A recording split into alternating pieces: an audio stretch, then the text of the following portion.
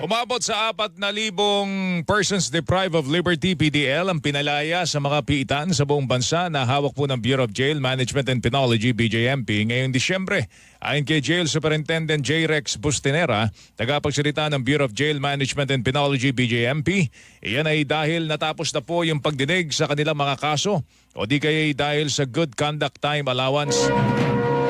Karamihan din sa mga pinalaya ay mula sa National Capital Region at sa Calabarzon o Region 4A.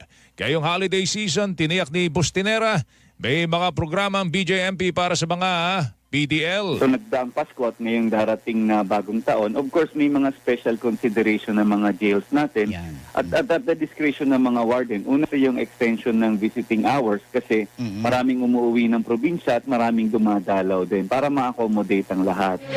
Tinig po ni Jail Superintendent J. Rex Bustinera, tagapagsalita ng BJMP.